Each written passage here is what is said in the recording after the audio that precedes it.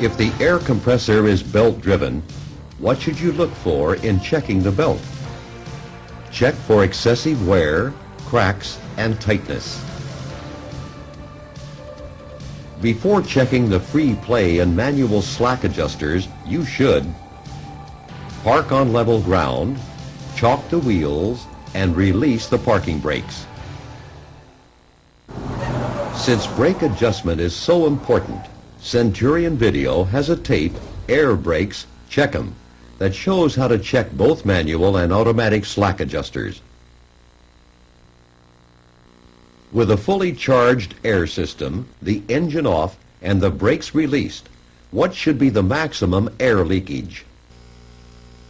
For a combination vehicle or bus air brake system, 3 pounds per square inch in 1 minute, or for a single vehicle, 2 pounds per square inch in 1 minute. Then, applying 90 pounds per square inch, what is the maximum air loss after the initial air pressure drop? For single vehicles, 3 pounds per square inch in 1 minute, and for combination vehicles, 4 pounds per square inch in 1 minute. To check the air compressor governor cut-in and cut-out pressures, you pump the brakes while running the engine at a fast idle. When should the air governor cut out the air compressor? At about the manufacturer's specified air pressure.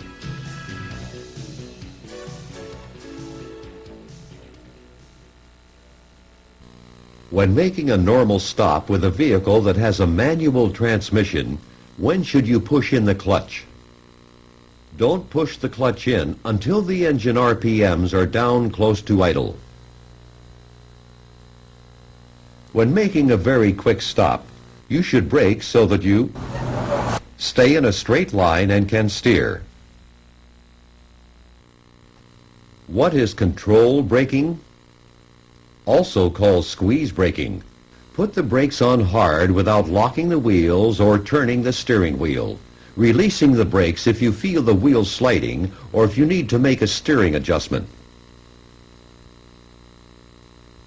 What is stab braking? Pressing the brake pedal as hard as you can, releasing the brakes when the wheels lock up, and repeating by putting the brakes on again as the wheels start rolling.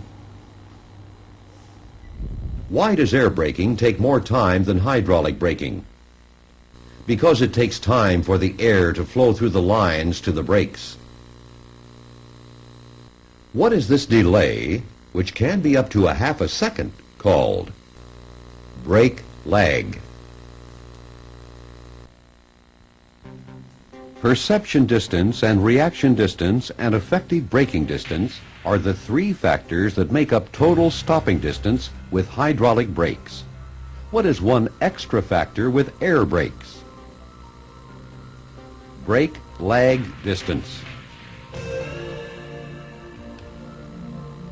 On dry pavement at 55 miles per hour, about how much extra distance is added by brake lag? About 32 feet. What causes brake fade? Heat in the brakes as the drums heat and expand. How should brakes be used when driving down long grades? Shift into a low gear before the descent and go slow enough with a light, steady use of the brakes. The fanning of brakes is not recommended for long downgrades because the short time off the brakes does not allow them time to cool. What is likely to happen when brakes have not been properly adjusted before going down steep grades?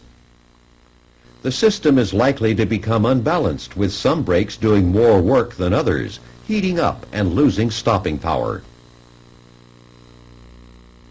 You should know your brakes are fading when you have to push harder on the brake pedal to control your speed on a downgrade. The first thing to do when a low air pressure warning comes on is stop and park safely as soon as possible. When should you use wheel chocks instead of parking brakes to set the vehicle? When your brakes are very hot or are very wet in freezing temperatures.